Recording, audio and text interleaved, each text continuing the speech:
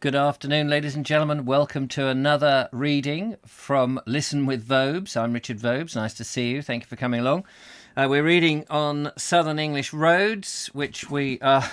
Golly, I was typing up the little caption thing at the front there saying what part we're on, and the parts really are they're not the chapters, they're just the numbers of the videos.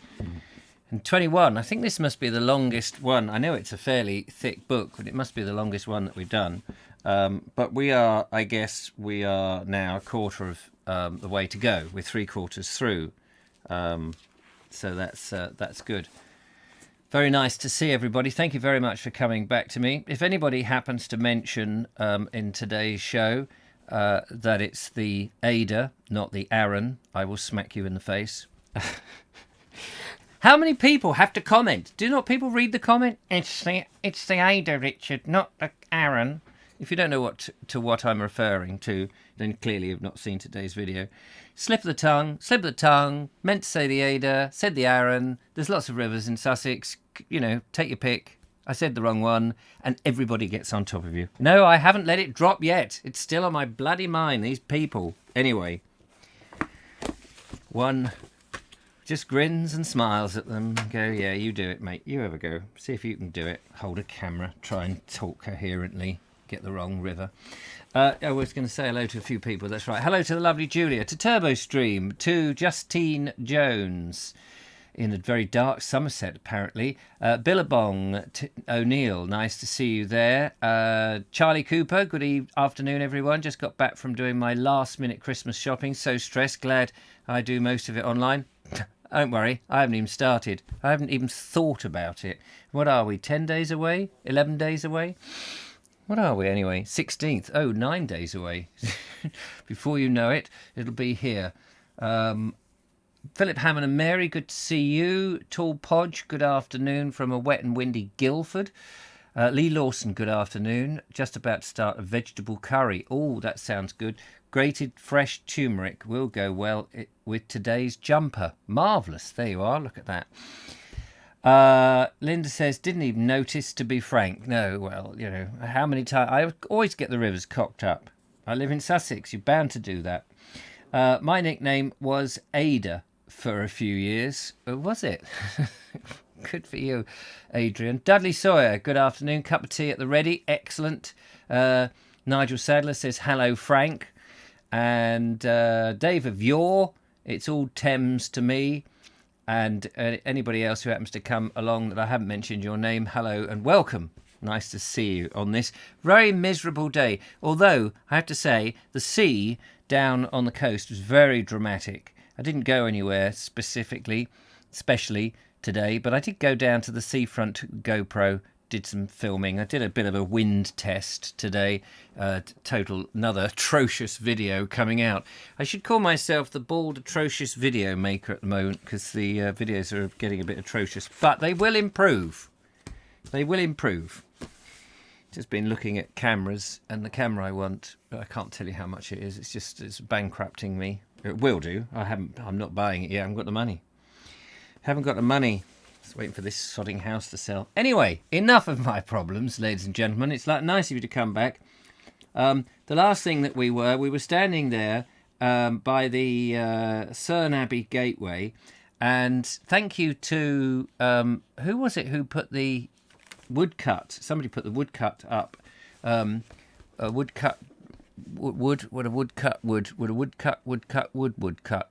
I don't know how that goes, but I'm not going to do it in case I swear. Richard, keep your spirits up. Yes, I'm trying to keep them up. I'm keeping something up. James Poulton, nice to see you. And John F., good afternoon to you. Excellent. Mary says, should be a parcel coming to Richard's for Joseph. A parcel did come, actually, today, Mary. I haven't opened it. It was addressed to Julia. Sitting in the other room, and I thought, it might be from you because it felt like something knitted. So that's all good. Lino cut, Andrew. Who else? Was it Andrew who did it? Yeah, it could have been. Anyway, we were at the Cern Abbey gateway looking at the thing, and we had some rather dodgy verse, I think, the last thing I mentioned in yesterday's slightly grumpy show. Anyway, we'll try not to be grumpy in today's show. Cern Abbey Gateway, with all its embattled top and 2 oriel windows, one above the other, ornamented by bands of carved stone panels bearing time-decayed coats of arms and heraldic devices, with its wide Gothic doorway below giving admission to a groined chamber of fan tracery, makes a very pleasing and pretty picture, backed as it is by deep green woods and rounded hills. It is a simple poem, sung in stone. Access to the rooms above and to the top of the building is gained by a spiral staircase. The ancient chambers, however, are bare and desolate, except for their broken stone fireplaces and a few ancient tiles on the floor. The dust of ages and countless cobwebs have found an undisturbed resting place therein. Possibly the spiders are the descendants of old monastic spiders. The changed times have not depressed or depossessed them, for there they were, looking plump and prosperous enough. Hard to think, actually. It's quite an interesting thought, that. I quite like that. The idea that spiders, sitting in their webs, have descendants that go back in time. If only they had a worldwide web that they could scour and scuttle around on, they could work out in their ancestry if, some long-distance great-great-great-great-great-great-great-granddaddy spider was at that place. That would be quite interesting. I don't know how interesting, but it would be quite interesting. Some portions of what we took to be the prior's guest hall, that includes a fine traceried window, are incorporated with some farm buildings, as is also the grand and spacious tithe barn, forming together a picturesque, and time-stained group that would have delighted the eye of Samuel Prout. Can somebody remind me who Samuel Prout is? Prout. Indeed, they suggested Prout to us. Never pout. You never pout when you're with Samuel Prout. Eat a Brussels sprout with Samuel Prout. Don't go and tout with Anyway, you get the gist. Indeed, they suggested Prout to us. It is manifest from the ample size of the barn that if the monks were assured of their soul's salvation, to their own satisfaction at least, they were by no means neglectful of the world's good things. Happy beings to make sure of heaven and the best of earth. By the way, as big as a tithe barn is a significant Dorsetshire proverb, apparently. A popular proverb, like a popular song, is a powerful factor in history and shows the drift of public feeling. It is said that the Marseillaise upset kingdoms and cost Germany nearly 1 million lives. As Andrew Fletcher once remarked, if a man were permitted to make the ballads, he need not care who made the laws of a nation. Yes, I think Andrew Fletcher can shut up. We don't understand what he's talking about. Returning to our old-fashioned inn, we discovered the landlord busy employed painting a mail cart that does postal duty here, a brilliant vermilion. And whilst he painted, we indulged in quite a long and interesting chat with him about the old times and the new at Cern Abbas. We call it a town, he said, but it will soon become a village as more people leave each year than are born in it, and there's nothing to induce strangers to come here, so we're out of the world. Well, truly Cern is a spot for a peace-seeking pilgrim, not for a person in search of fortune or fame, or perhaps even a living, unless he be a happy landscape artist. Nigel Sadler tells us that Samuel Prout was a British watercolourist. I think we've mentioned him once before, didn't we? I don't know whether it was him or H.V. Morton who referred to him before. I think that the name rang a bell. And one of the masters of watercolouring, architecture painting, Samuel Prout. We'll have to look up some of his work, actually. Prout secured the position of painter in watercolours in ordinary to King George IV in 1829, and afterward to "We are not amused" Queen Victoria. Did you like my Queen Victoria impersonation? It is actually very lifelike. She did pop round for a sitting, and I made many wax recordings of her on the cylinder machine, and she constantly would say, "We are not amused," in good comic fashion. What am I doing? I was looking up Thomas Prout. What was his name? Samuel Prout. Let's have a look. Samuel. That's not how you spell it. I think there might be an E in there, isn't there? Samuel L. Jackson. No. We want Sam Prouty. Why is that not coming? Samuel Prout, artist. Thank you. Let's just have a look and see what kind of art he did. Oh, here we have got some images here. Let's have a look. Oh, look at these. These are nice. Nice. Very nice. This one's in the Tate. But luckily, we don't have to go to the Tate to see it. You can just come to the Vobes. Look at that. Nice archway there. The Chapel of St. Joseph of Arimathea at Glastonbury from the south-east. You can license this image if you so wish, or just show it free of charge on the Tuba U's and get into trouble, no doubt. Oh, look at this. I love these old images. Look at that. Look at that. That's the sort of thing I'd like to have blown up on my wall. I wouldn't like the wall blown up because it would let the cold in. But I do quite like that idea. Look at that lovely old building there with somebody's put their towels out. "Here, I just got to get my washing done today." Oh, that's nice, isn't it? I don't know what that is supposed to be of or where that is. It's a nice old building behind. Doesn't really say, unfortunately. Where is that? I mean, let's have a look. House in Haverwort. I don't know where Haverwort is. Marlene's. Marlene, there's a house here for you. Have a look at this lovely house. Yes, it's very nice. A lot of lovely detail in that, don't you think? Yes, I think so. Very nice. Creative Commons, that one. So you can have that hung on your wall if you so wish. Very sweet. Very nice. He has a Belgian cousin called Brussels Prout.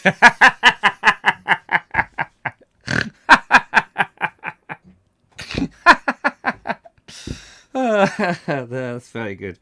I like that. Does he eat all his greens? Poor devil. Do you know, I needed that little injection of endorphins there.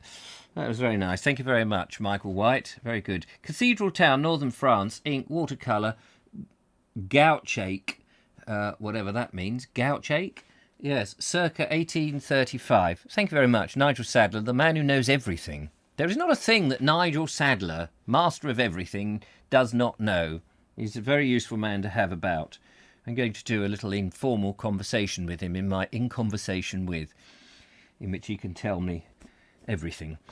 Anyway, so there he was doing his thing, and he had a conversation. I can't remember what he was saying now. He had a conversation with Samuel Prout. Where is Samuel Prout? I've lost him. Returning to I've sort of said that, yes, about everybody. As we proceeded on our way up the lonely, lonely valley on the steep slopes of the downs, to our right we caught sight of the Cern giant, a huge figure cut out of the side of the chalk, represented as holding a club in one hand while simply extending the other. Is that what he's doing? Which is the one that's got the great big phallic symbol then? I thought that was him. Maybe it's a different one. The origin, age and purpose of this are unknown. There is another similar figure cut on the South Downs, just above the ruins of Wilmington Priory. Only instead of a club, the Sussex giant has a massive phallic. No, he doesn't. He has apparently a simple staff in each stretched hand, as though some ancient drawings. What? Only instead of a club, the Sussex giant has apparently a simple staff in each outstretched hand, though in some ancient drawings of this make it look like two staves, respectively a rake and a scythe, or some instrument of a like nature. Michael White says, nice to hear Richard laugh. Yes, there we go. Whether two such figures, each being cut in the chalk above the monastery, well, actually, in actual fact, let's be pedantic here. The Long Man of Wilmington is not cut out of the chalk, is he? He is actually stones placed on the chalk, and I think they were yellow. Well, they were painted yellow. They were stones. As Nigel Sadler will tell me different, of course, but they were, because I went and spoke to somebody about it, and he said they were stones. I don't know what I'm talking about. Maybe they had nice yellow jumpers on. Maybe that's what it was.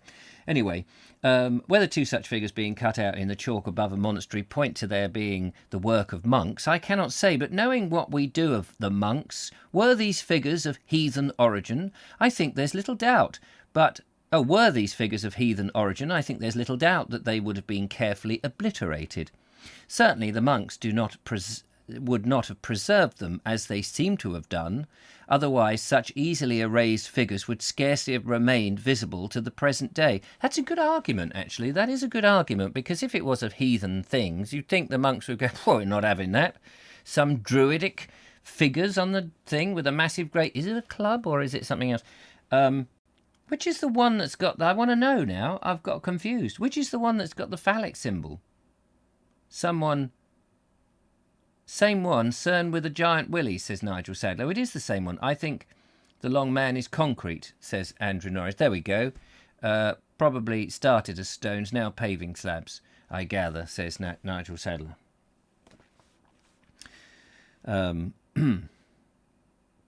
Where were we? Anyway, yes. It's an interesting thought, though, isn't it? That you would think if the monks hadn't done it, if it didn't have some, they would have hoiked it off the neck of the woods. It's quite a good thing.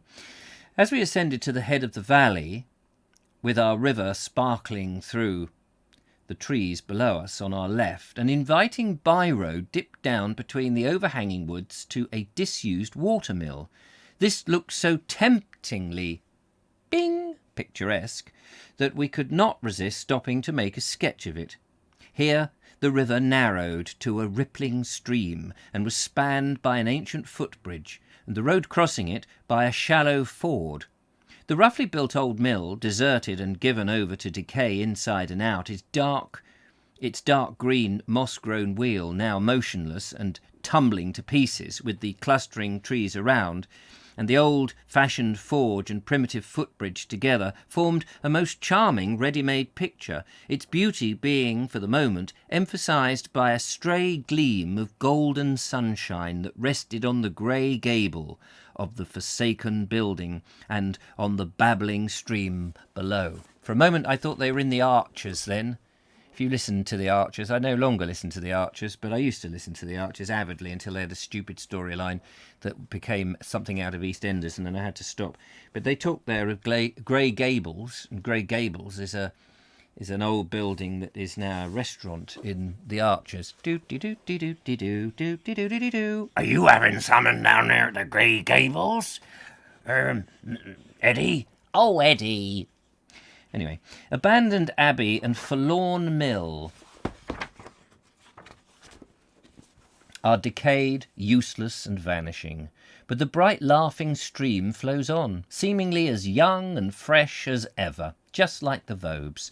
Though I dislike moralising, still I must confess that it touches a chord of thoughtful sadness to find how man's works disappear in time unless constantly upheld, whilst nature, all uncared for, is ever young and vigorous, the one so mutable, the other so immutable.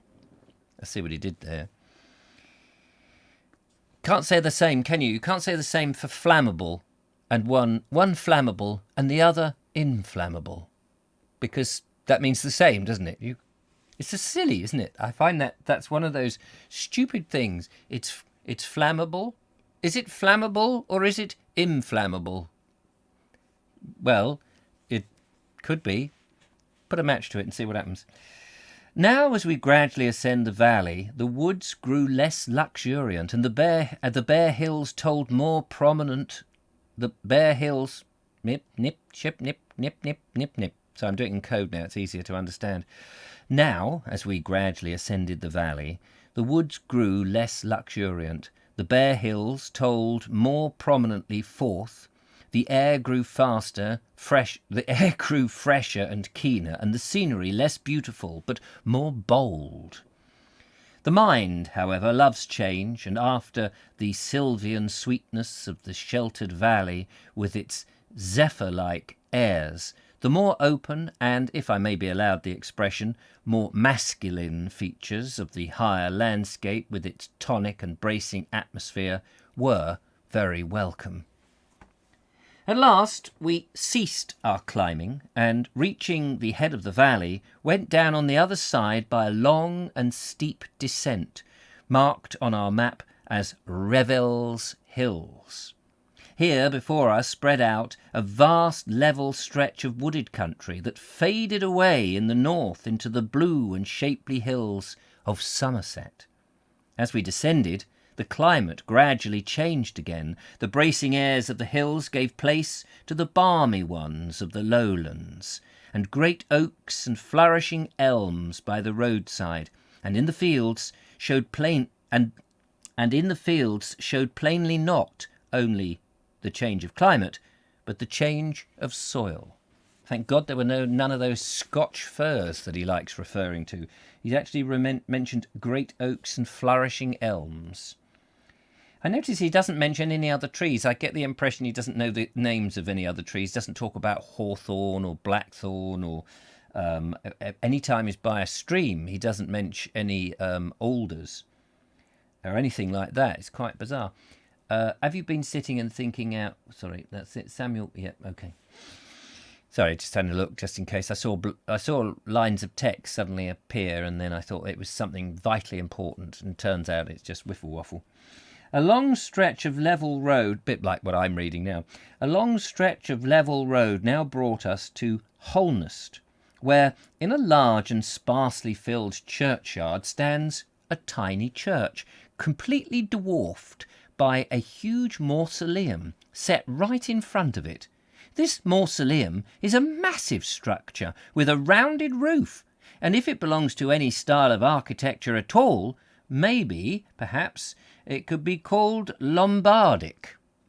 Inquiring of a passing labourer if he knew who was entombed in this splendid sepulchre, we learnt that it be the Squire Drax as was. He lives in it on a shelf underground. He bain't buried in the earth like us poor common folk. Why, he's got far better home dead nor we have living, and he can't enjoy it neither. It don't seem quite fair to me, nohow, as our dead man should have a better dwelling than a living un. It be a great mistake, as I was born poor, and I be a mortal thirsty, and I can't afford the price of a pint. I can't speak neither, but I can't afford the price of a glass of ale, and maybe you won't believe me, but water and I don't suit. We duly sympathised with him, and gave him the sum of tuppence. Tuppence? Here's tuppence for you, poor little man. Tuppence? Tuppence, is that it? I've just given you my heart-rending story, and all you can give me from your lordy dog-cart and all your airs and picturesque graces is tuppence. Well, if it's like that, I'll have it back, my man. Now go on with you. We shall not see the like of your ugly face ever again. Go on with me. Just a moment. Myrtle, bash him one with the club hammer, will you? Yes, of course, dear. Oh, give me tuppence. Give me the tuppence. Seems very mean, doesn't it? But tuppence, of course, back in those days was the equivalent to £2 million, and he was able to buy himself a lovely, vast Georgian estate. Cool, blimey, look at that. Tuppence. With this, I shall be able to buy myself a nice, large Georgian estate. Thanks, Gov. You wouldn't credit it, would you? Tuppence a bag, yes. Bob Hoskins, says Dave. It was Bob Hoskins there. Oh dear, where the hell were we? Anyway, tuppence changed hands, which he gave us his word would be spent on a glass of beer. Yeah. I won't do it. I won't put it to any good cause. No, I'll get myself drunk on a nice bit of beer. And if the bloke on the corner is selling some cocaine, of course, I'll have a snifter of that as well. Thank you, governor. He need not have done this. He need not have done this. We had no doubt whatever as to how our money would be invested. It is a strange thing, but I have travelled right across America from the Atlantic to the Pacific without ever being asked to stand a drink, but I do not think I have as much as driven across English countryside without at least someone urgently desiring to drink to my health. The poor old church looked quite insignificant behind the magnificent mausoleum. I wonder if any other country church is thus dwarfed and outdone in glory by a tomb in its own graveyard.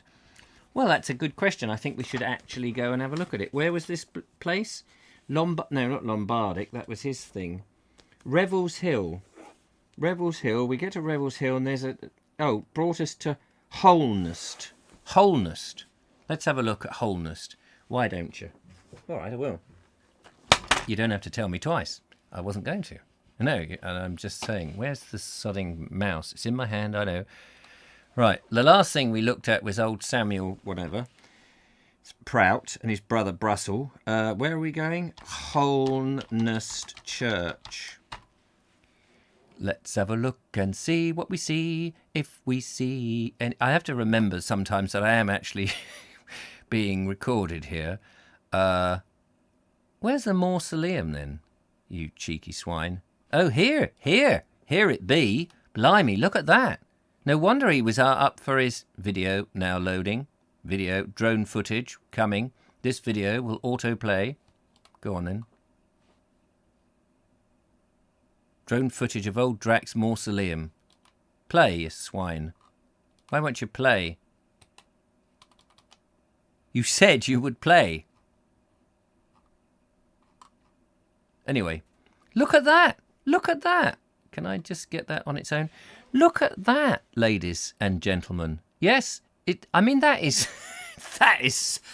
that is just absurd, isn't it? Is that camera trickery? It does look like it's just landed from another country that doesn't even look English. What an amazing, absurdly stupid looking thing. No wonder the poor bloke was going that, he hasn't got yeah, exactly. That is incredible. Why didn't that... I want to... Look, play now. Come on, let's have a look at this. Let's have a look at the... Come on, play, you swine. Have I got to update some... Probably got to update something on the website. But that is amazing. Is it still there? Because in the other pictures... Hang on, how do we get back there? You would think... There are plenty of pictures... Here's a crude picture. Mausoleum. Let's see if we can find M-A-U. How do you spell mausoleum? M-A-U-S-O-L-E-U-M, probably. Has it gone? Oh! It's gone, look. Oh, there he is. Yes, very proper. Hello there, it's me. Yes, hello. He's a bit like, what's his name in To the Manor Born, isn't he? Whatever his name was. Hello there. There he is on his little thing. Oh, is that John Samuel? Oh, wait a minute. One of the legacies of John in Stag Gate. Oh, this isn't... No, it can't be. That's near Bournemouth, isn't it? Oh, Stag Gate. Oh, yeah. The monument was on showing the roof's girded construction. Oh, right, that's going up. Why can't we see it then? Oh, this is very, very interesting. 3 chairs for Sawbridge Drax. Along the A31 between Wimborne and Bear Regis is a brick wall 3 miles in length which skirts the northern boundary of Charborough Park. Wait a minute. Yes. But isn't this further along? Isn't this further along from there? The wicked squire, described as an eccentric, who locked up his daughters, lavishly rehearsed his own funeral and built himself a huge mausoleum in which he is buried. How much, if any, of this is true? Well, we're pleased to say that none of it's true. Oh, is that behind the I've driven on that road many, many times. That's very interesting. But why do we not get a modern-day picture of it? Nigel Sadler, here we go. Oh, demolished 1935. Looks photoshopped to an old image. Yes, it does. Compensating for something, says Justine Jones. Sorry, just reading your thing. Gone, alas, but why? But why? What does this say here, then?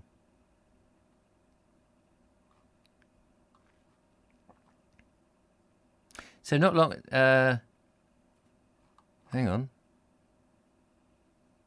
Just trying to quickly see if this... The subject of the building brings into question of his funeral and the mausoleum he built in Holness Churchyard. Yes, he did rehearse his own funeral, but on reflection it appears to be a sensible foresight in the spirit of the British tradition of doing some things well. Lots of people rehearse their weddings, so why the fuss that John Samuel should have his coffin carried by estate workers to see if they got it right? As for the story that he stood up for this, maintaining his balance in a moving coffin, he was an enfeebled man in his 80s at the time, so the story lacks verisimilitude. When the time actually came in January 1887, the funeral went off very well. 1887, so this is only 10 years before the book was written.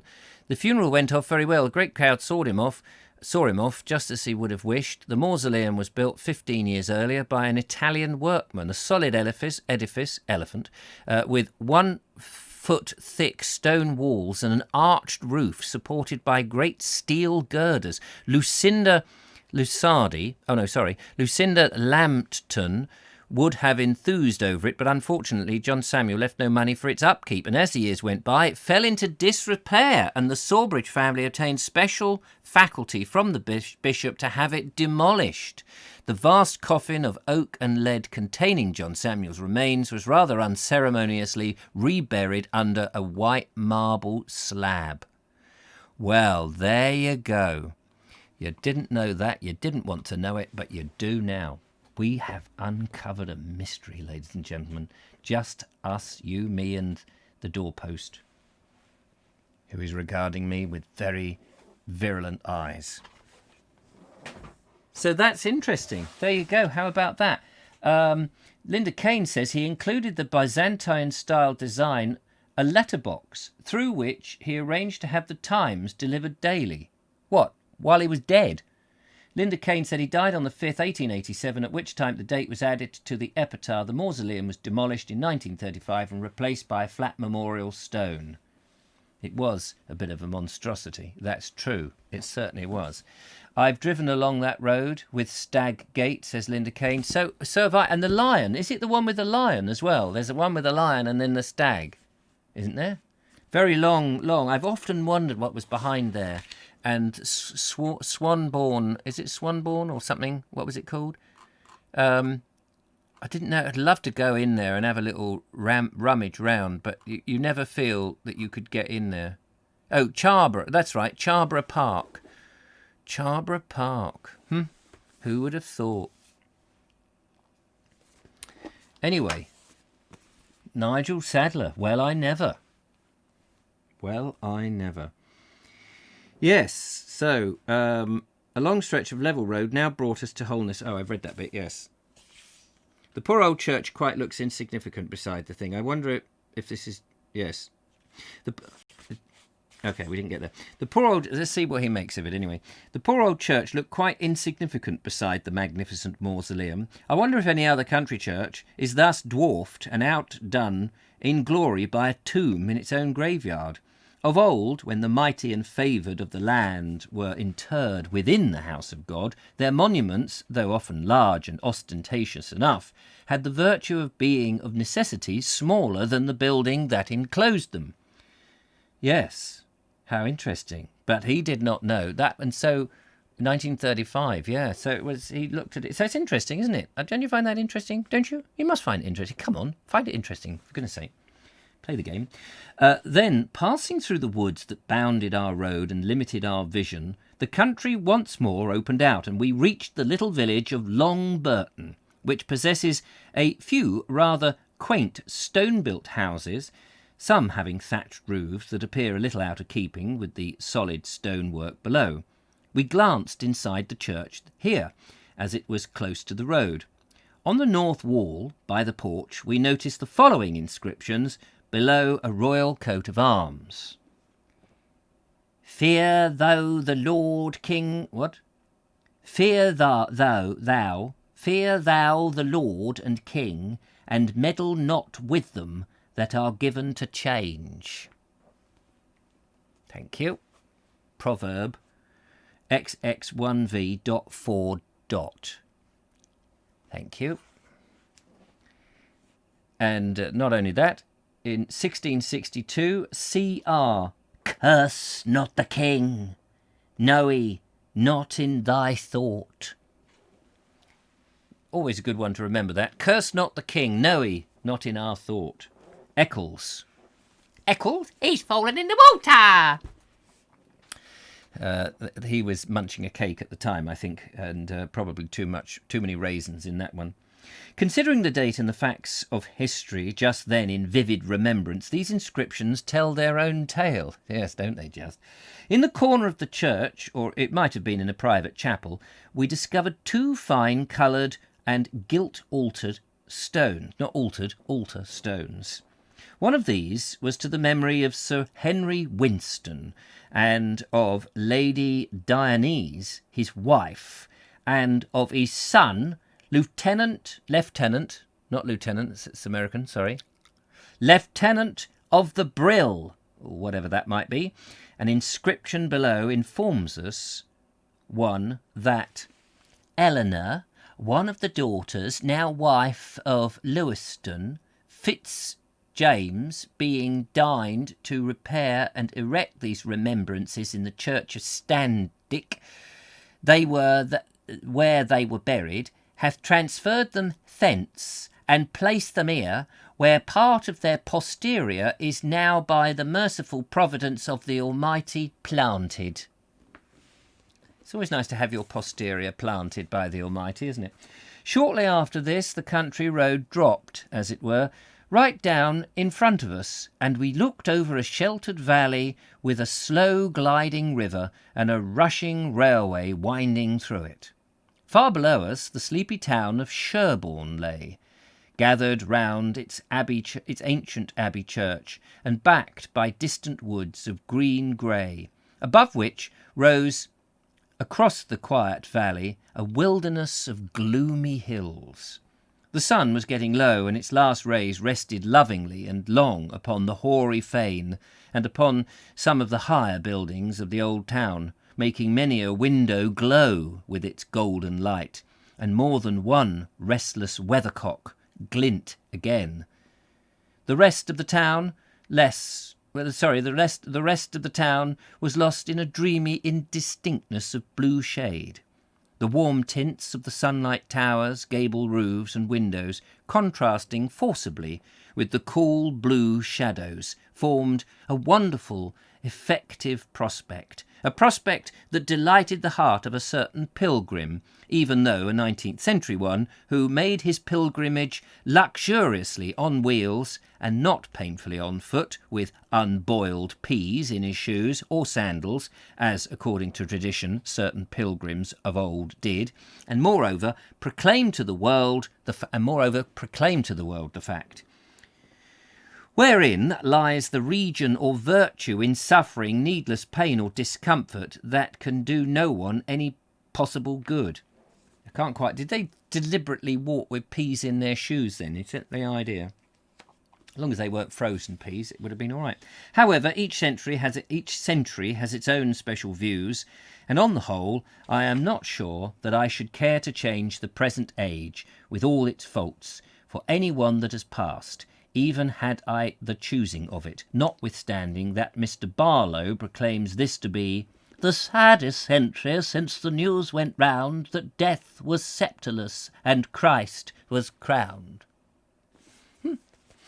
We've come to the end of chapter 16, or was it 15? Hang on, 15. Yeah, we're on chapter 17, ladies and gentlemen. Remarkable. Remarkable. I remember seeing those gates too. Linda Kane says, very long estate wall. In March, if memory serves me right. I did find it interesting, says Justine Jones. Good. Good. I'm very pleased to hear that you found it interesting. Otherwise, there'd be trouble. At Sherborne, this is chapter 16 now, ladies and gentlemen. Please mark it in your diary. At Sherborne, we found a most comfortable hotel with excellent stabling. Besides, to make our happiness complete, a very delightful shady garden to wander in, a garden that looked onto the wooded hills and not onto houses, as most gardens do. If only all hotels were so provided, how pleasant would the lot be of a traveller.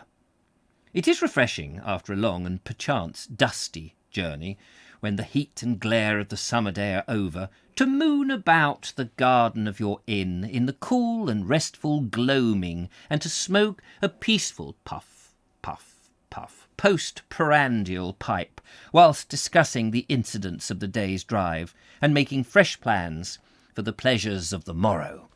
Puff, puff, puff.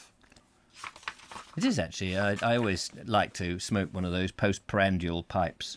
They're very nice, especially those made of licorice. They're the best.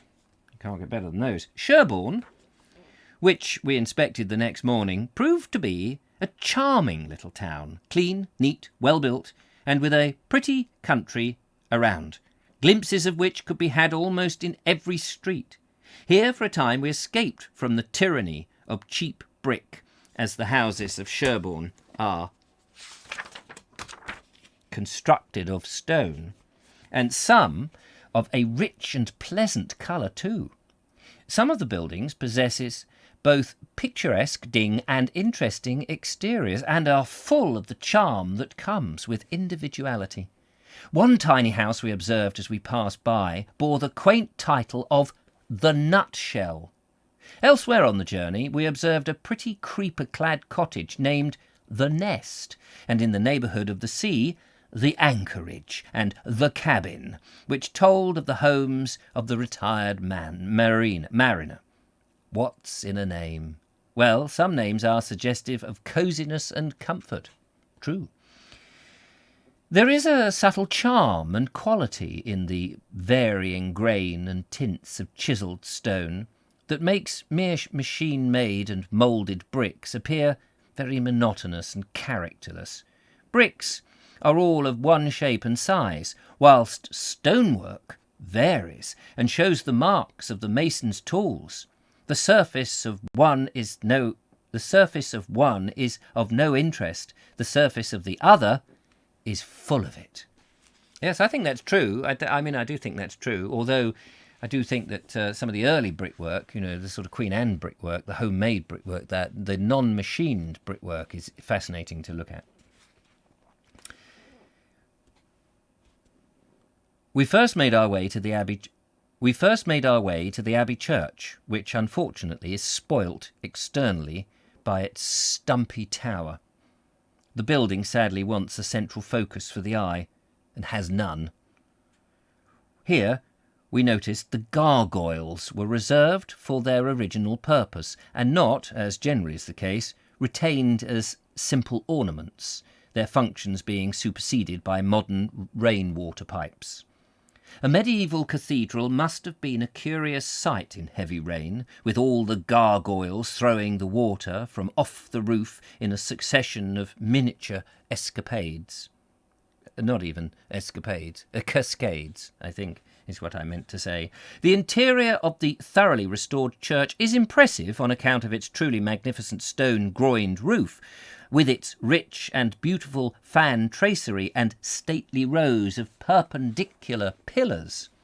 Wandering around the building in the old processional path that runs behind the high altar, our eyes were arrested by a brass let into the floor and thus inscribed, "Near this spot were interred the mortal remains of Ethelbald and of Ethelbert his brother, each of whom in his turn, succeeded to the throne of Ethelwulf, their father king of the West Saxons, and was succeeded in the kingdom by their youngest brother, Alfred the Great.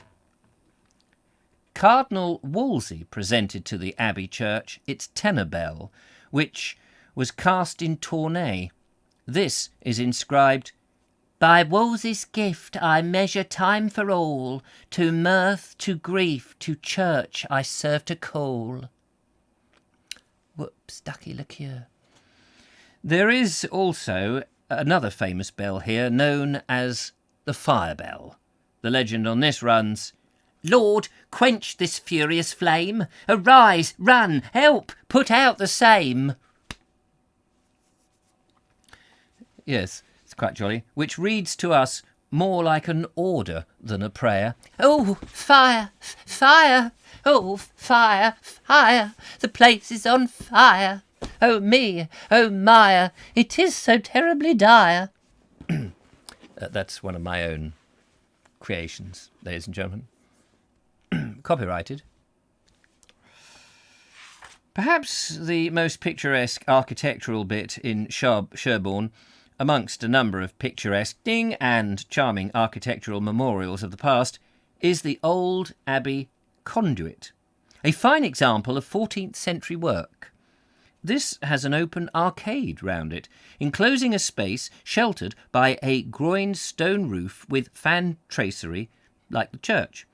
In general appearance, it resembles the usual medieval market cross and stands in a recessed corner well off from the road, so that luckily it is not likely to be improved away some fine morning on account of the presumed exigencies of traffic needing the widening of the thoroughfare. How many priceless architectural and historical relics that might well have been spared have been lost to us on this precious pretext, and the cuckoo-like cry of progress. Well, it's progress. Cuckoo, progress, progress. Yes, that's what it is. The ancient conduit gives the charm and special character to the street in which it stands. I think we should go and have a look at it, which I think may well be the last thing we do in today's episode, very exciting as it is, as I'm sure you are bound to agree. Oh, yes, we're bound to agree. Bound? Gagged and bound. Oh, good. What are we looking at? Sherborne Conduit. Hang on, how do you spell that? Sherborne. I just was there. S-H, presumably Sherborne. There we go. Oh, I put an... Yes, okay, thank you. Sherborne. Consider yourself conduit. Enter. Enter the world of Sherborne Conduit. And we'll see what it is. Let's go to the images, shall we? Oh, there's a something about it there. Let's have a look at this. Oh, I see. A conduit. You see, I thought a conduit was something like, it was transporting water. But what is a conduit then?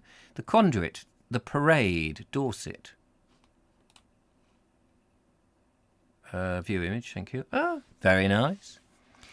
Very nice. Very, very nice. Don't know what it means. Let's have a look on the conduit. The Sherborne Conduit. Here we go. The conduit at the bottom of Sherborne South Street. This hexagonal 16th century structure originally stood in the north cloisters of the Abbey, where it was used for washing by the monks. Oh, I knew it had something to do with water. It was moved to the site after Henry VIII's dissolution of the monasteries in 1539.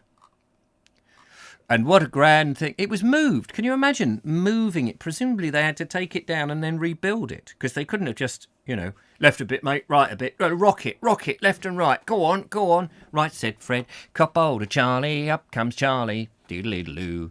Moaning, groaning, grumbling, complaining. They were getting nowhere, and so they had a cup of tea. And anyway, I just thought I'd mention that. We still have a bit more time. Travels by narrowboat. Brings back memories. My brother used to have a restaurant at Gillingham nearby. And it says, I recognise that from the Petworth video. Wait a minute. You can't recognise it from the Petworth. It's not in the Petworth video. What are you talking about?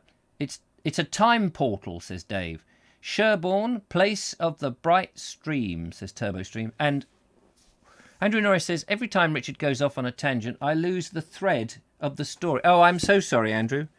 Don't worry, I don't think there is much thread to the story, to be fair. I mean, they're just sort of... They're in a dog cart travelling around... I'll give you a gist of it. They're in a dog cart travelling around the southern roads of England, hence the title, and they stop and look at churches and interesting things, and they moan about the railway as much as possible and any kind of modern progress. That seems to be what the story is about. But if you lose the thread, I understand that. Anyway, we're around it in Sherborne Castle next. Rambling around the pleasant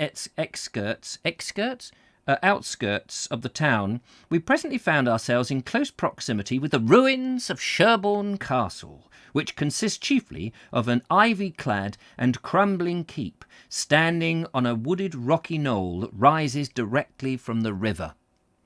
Everything in this book is ivy-clad, isn't it? And every time we go to look at it, the ivy has been stripped mercilessly from its cladding. I guess that's probably a good thing, because it was probably damaging the place. As a ruin, the castle is a bing object, but the remains are too slight to be of much architectural value. In fact, it appeals more to the artist than the archaeologist. Let's just quickly, before our time is up, have a look at the Sherborne, whatever it was.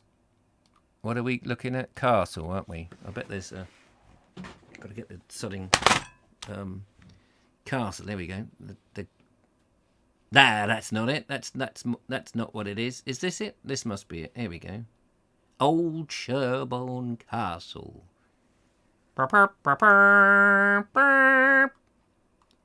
Down at Old Sherborne Castle, where there are grim people having grim dinners.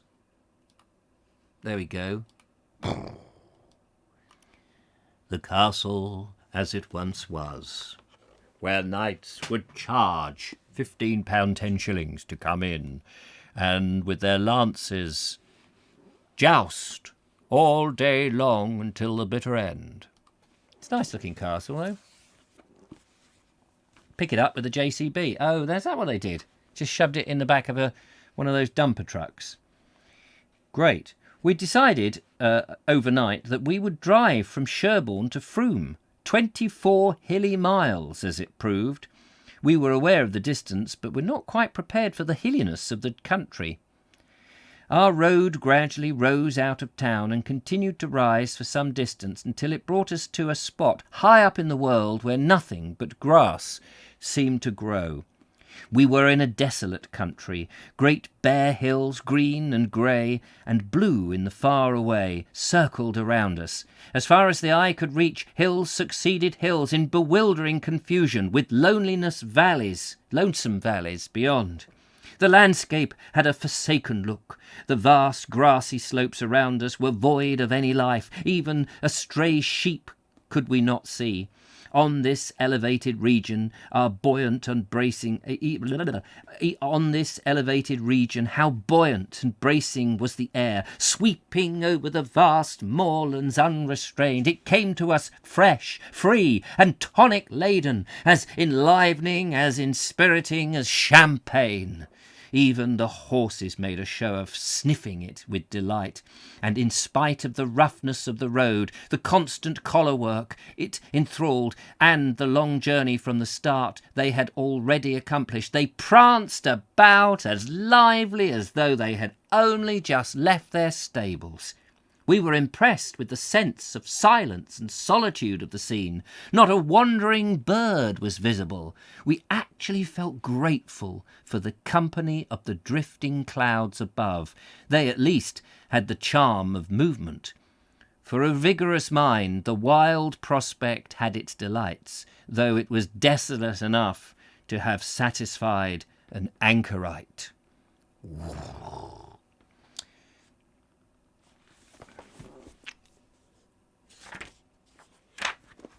Nearly finished. At one spot we descended for a little, though through bare rocks that showed the stony nature of the country. The railways go where the country is most populated in search of traffic, so that only those who travel across the country by road can form any idea of how wild and desolate some parts of England are now. Small wonder that districts like this, where the soil is so poor and where the minerals do not exist, are deserted, when even rich farming lands scarcely pay to cultivate. The depopulation of rural England is becoming a serious question. The downfall of the mighty Roman Empire was hastened, if not brought about, by the loss of her hardy tillers of the soil, from whom her soldiers were recruited. The sturdy English yeoman seems to have been improved by unhappy circumstances. Out of what? The sturdy English yeoman seems to have been improved by unhappy circumstances out of existence, and the English peasantry are fast following in his wake. A farmer told me that one of the chief difficulties he had to contend with was the scarcity of good labourers who could or would work. All the young men, he said, rush away to the towns, leaving us only the old, the lazy and the lame. Long ago, when agricultural affairs were not so in the present sadly depressed state, Goldsmith gave a note of warning, a warning that is more than ever needed now. Ill fares the land, to hastening ills a prey, where wealth accumulates and men decay. Princes and lords may flourish or may fade, a breath can make them as a breath has made, but bold peasantry, their country's pride, when once destroyed, can never be supplied. Yes, and that is true. Build on those lands. Once you've got rid of the landscape, once you've got rid of it and built all those dreadful new builds that are paper thin with all their problems that are going to show up in the next 10 years, you will never get it back.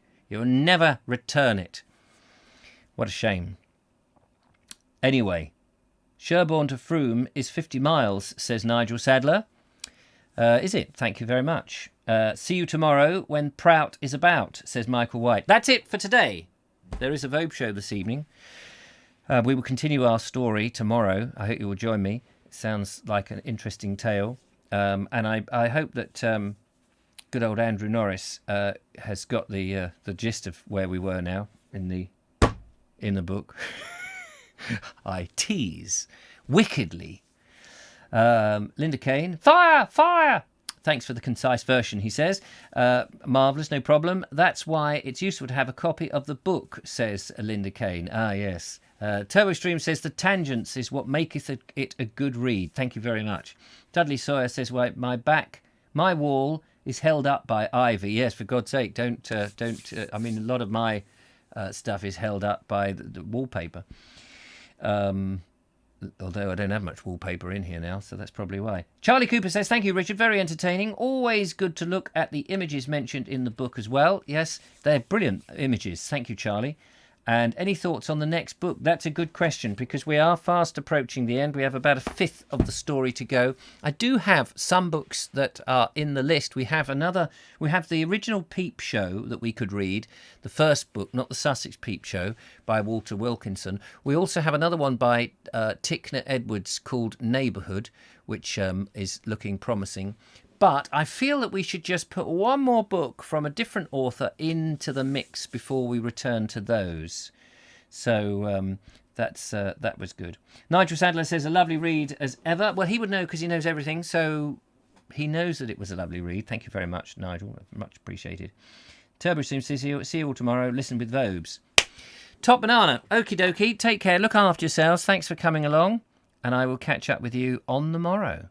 Or this evening, of course, in the Vogue show. Until then, I was going to press a different button there. I really pressed the start of the Vogue show. Until then, toodle pip, and thanks for coming. Bye.